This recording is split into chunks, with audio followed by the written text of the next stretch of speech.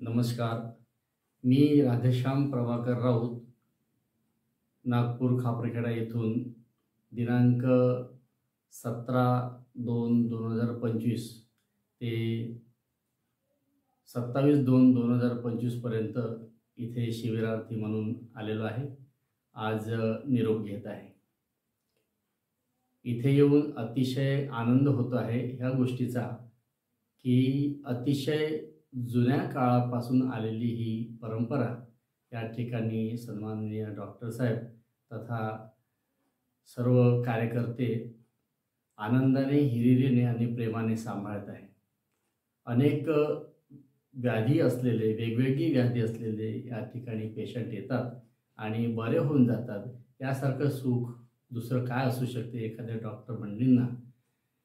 विशेष म्हणजे या ठिकाणी आनंद यासाठी होतो की कुठल्याही प्रकारचा रोगी या ठिकाणी येऊन आपली शिवांबू चिकित्साचा वापर करून, प्रयोग करून, उपयोग करून तो बरा होऊ शकतो. आणि ही एकमेव चिकित्सा मला वाटते महाराष्ट्रात फक्त या आनंदकुंज परिसरात इथे आहे आणि म्हणूनच याला आनंद कुंज असं म्हणतात असं मला वाटते. अतिशय मोलाचा हा शब्द या ठिकाणी या संस्थेला देण्यात आला.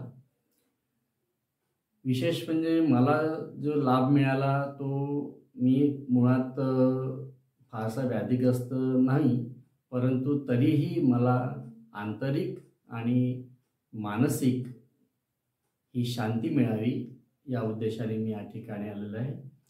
मला थोडं मानेला त्रास होता किंवा माझ्या गुडघ्याला त्रास होता, तो आता पूर्णतः बरा झाला आहे असं मला वाटते. पण 10 दिवसाच्या प्रयोगानंच बरा होतो आणि पुढं आपण मागील आयुष्याप्रमाणे आयुष्य जगतो म्हटलं तर ते शक्य नाही.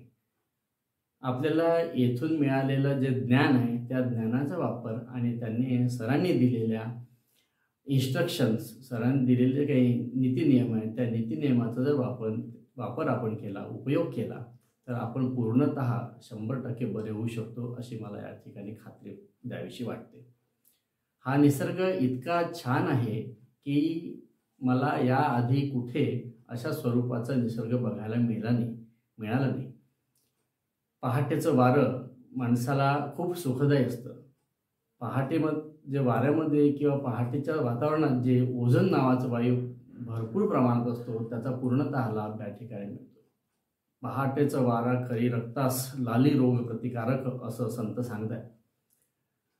आणि या परिसरात जी कार्यकर्ते मंडळी आहेत त्यांचं बहुमोलाचं योगदान आहे.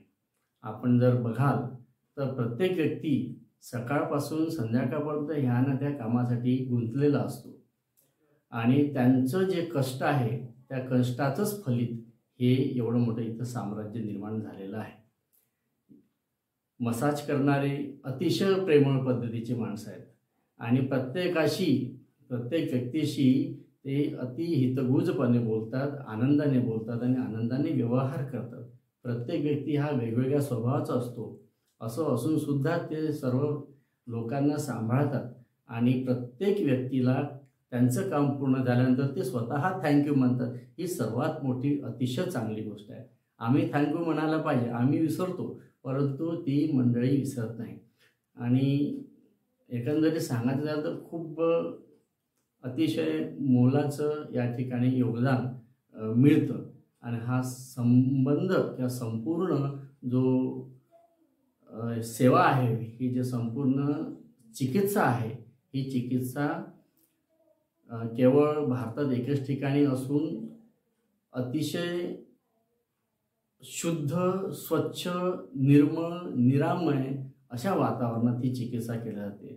त्यामुळं मला शब्द कमी पडतात किंवा सुचत नाही. मी व्याख्याता नसल्याकारणाने काही शब्दाची कमतरता जाणवते किंवा मी असं म्हणेन हे सर्व जो यांचा व्याप आहे, यांचं ते डिव्होशन आहे, समर्पण आहे, हे खूपच चांगलं आहे.